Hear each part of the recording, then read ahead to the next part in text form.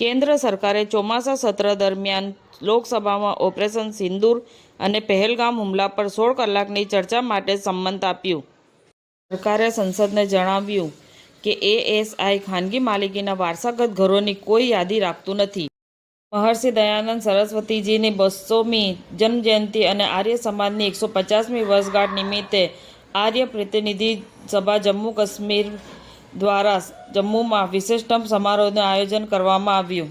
એમયુડીએ જમીન કેસમાં કર્ણાટકના મુખ્યમંત્રી સિદ્ધારમૈયાની પત્ની પાર્વતીને ઈડીની અરજી સુપ્રીમ કોર્ટે ફગાવી દીધી અને રાહત આપી.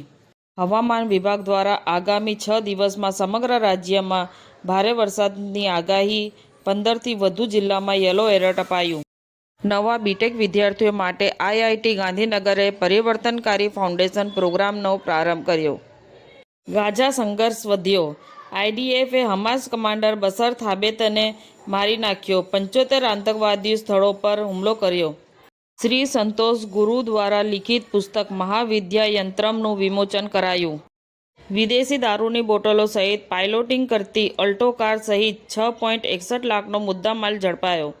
આઈઆઈટી ખડગપુર શારદા યુનિવર્સિટીમાં આત્મહત્યાના કેસની સુપ્રીમ કોર્ટે સુઓ મોટો નોંધ લીધી. સમાચાર ટુડે ન્યૂઝ ચેનલની ટીમ અને જે સત્ય છે તે જ બતાવશે.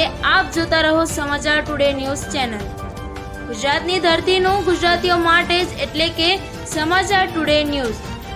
અમારી સમાચાર ટુડે ન્યૂઝ ચેનલને લાઈક કરો, શેર કરો અને સબસ્ક્રાઇબ કરો અને જોડાયા રહો સમાચાર ટુડે ન્યૂઝ ચેનલ સાથે.